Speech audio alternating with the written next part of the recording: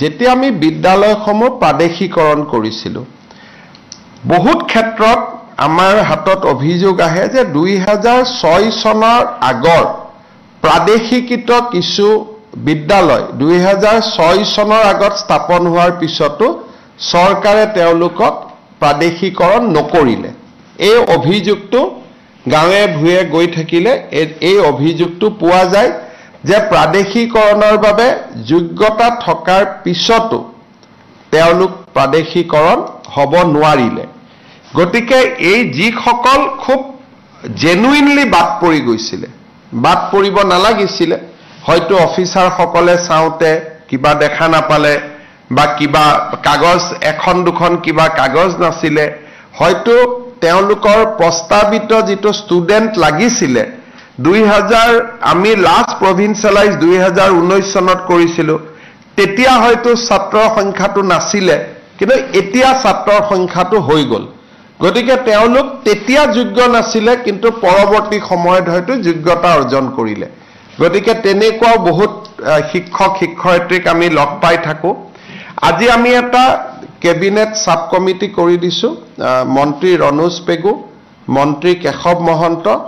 আৰু আমাৰ মন্ত্ৰী জয়ন্তমল্ল বৰুৱা থাকিব এই তিনিজনে এটা অহা এমাহৰ ভিতৰত কেবিনেটত এখন প্ৰতিবেদন দিব যে কোনবোৰ বাদ পৰি যোৱা 2006 চনৰ আগত প্ৰতিষ্ঠা হোৱা কোনবোৰ শিক্ষানুষ্ঠানক আমি প্ৰাদেশিকৰণ কৰিব পাৰো বা যোগ্যতাৰ কি মানদণ্ড হ'ব লাগে যোগ্যতাৰ মানদণ্ডত কিছু শিথিল হ'ব লাগে নেকি সেই বিষয়ে কেবিনেট কমিটিখনে আমাক ৰিপৰ্ট দিব কিন্তু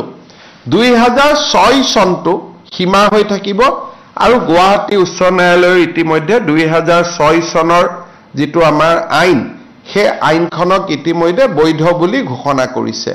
ইয়াত আমি সেইখিনি মানুহৰে সমস্যা পুনৰ বিবেচনা কৰিম যি সকলে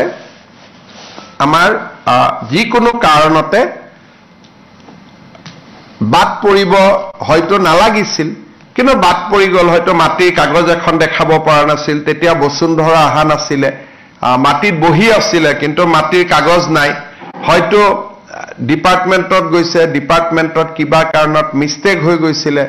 20 জন ছাত্ৰ লাগে 19 জন ছাত্ৰ আছিল এতিয়া ছাত্ৰৰ সংখ্যা 20 জন পাৰ হৈ গল